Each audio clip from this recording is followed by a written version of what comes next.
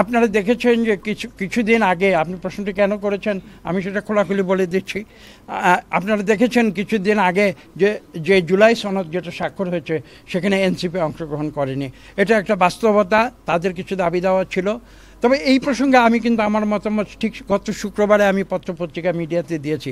আমি কিন্তু নীতিগতভাবে এটা বিশ্বাস করি যে আমরা রাজনীতি যারা করি রাজনৈতিকভাবে বিশেষ করে আমরা আমাদের বিভিন্ন দলমত নির্বিশেষে আমাদের মতামত থাকবে এবং মতদ্বৈধতাও থাকবে, ভিন্ন মত থাকবে।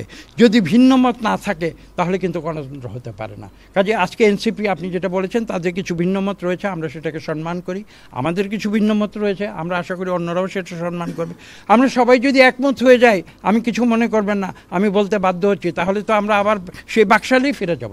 আমরা সেই পথে যেতে চাই না। আমরা গণতান্ত্রিক, যেখানে গণতন্ত্রের যে সংজ্ঞা the rule of majority with the consent of minority, আমি সেই আদর্শে বিশ্বাস করি। ধন্যবাদ। আবার কি বাকি আছে? এই বিষয়ে শাপলা নিয়ে আরেকটা কোশ্চেন করি স্যার। আপনি যেখানে স্যার দাঁড়িয়ে আছেন স্যার, ঠিক এইখানে দাঁড়িয়ে এনসিপি এক সপ্তাহ আগে বলে গেছে যদি শাপলা প্রতীক এনসিপি না পায় ধানের শিশু প্রতীক বাদ দিতে হবে।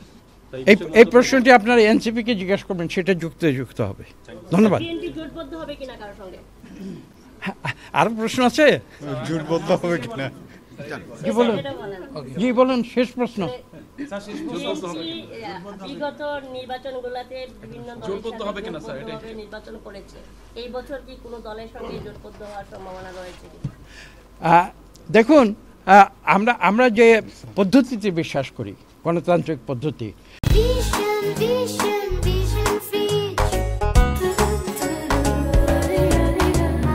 সেই গণতান্ত্রিক পদ্ধতিতে কোয়ালিশন কিন্তু একটি স্বীকৃত পন্থা, এবং এটা কিন্তু শুধু বাংলাদেশে নয়, সারা বিশ্বেই এই প্রক্রিয়া চালু আছে।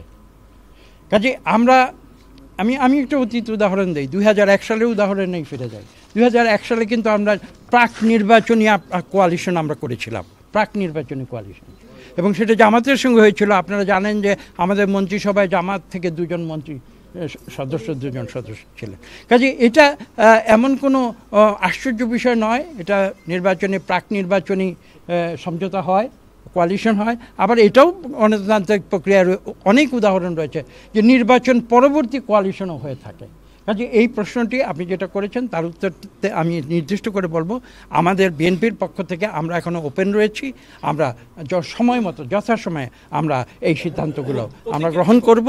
ঠিক এই মুহূর্তেই আমার মনে হয় এখনো সময় হয়নি, আমরা সেই সিদ্ধান্ত গ্রহণ করে নিশ্চয়ই আপনারা তখন সেগুলো জানতে পারবেন। প্রতীকের কি হবে স্যার? ইলেকশন কমিশন তো বলেছে যে যার দল সেই প্রতীকে নির্বাচন করবে, আপনারা এটা কি বলছেন, জোটের প্রতীক নাকি দলের প্রতীক?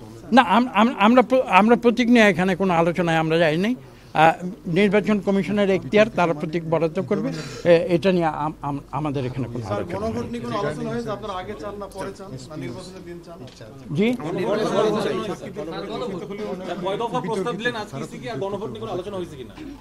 গণপ্রতিনিধিত্ব আমি বুঝতে পারছি আপনাদের প্রশ্নটি বুঝতে পারছি। আমি যদি বুঝে থাকি সঠিক, আমি উত্তর দিচ্ছি।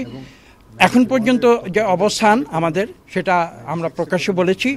আমরা বলেছি যে যেদিন আমাদের সাধারণ নির্বাচন হবে সেই দিনেই আমরা রেফারেন্ডামটি আমরা করছি, সেটা আমাদের বক্তব্য এবং সেই কথাই আমরা বলেছি। আমরা কোনো প্রস্তাব জমা দিইনি, এটা আমরা আলোচনা করি।